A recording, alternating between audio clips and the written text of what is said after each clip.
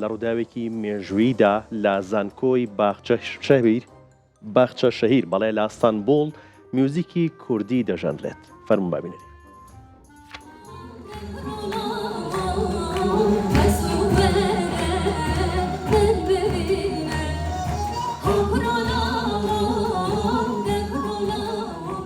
Zanîngeha Baxçeşehîrî İstanbolê de cara yekem dengê muzîka Kurdî bilind dibe.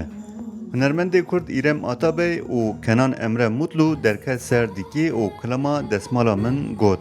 İrem Atabey bi dengê xwe di koroyê de derket pêş û guhdarvanan jî bi coşeke mezin eleqe nîşan dan.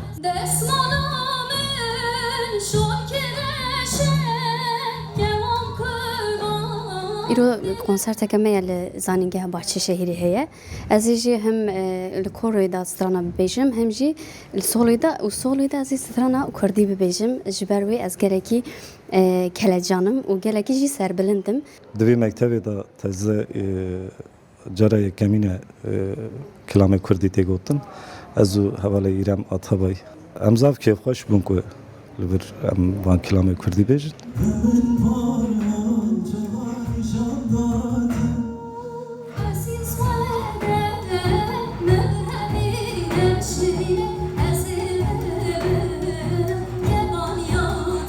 Li Stenbolê her ku diçe eleqeya ji bo muzîka Kurdî zêde dibe.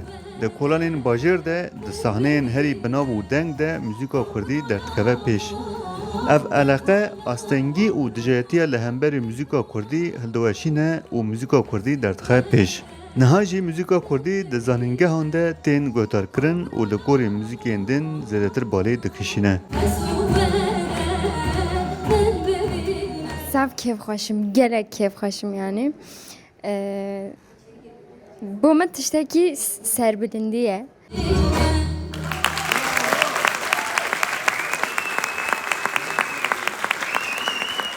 Qedexekirin, astengkirin ti carî pêşiya muzîka Kurdî nikaribû bigirta. Niha jî muzîka Kurdî tenê ne di kolanên Stenbolê de.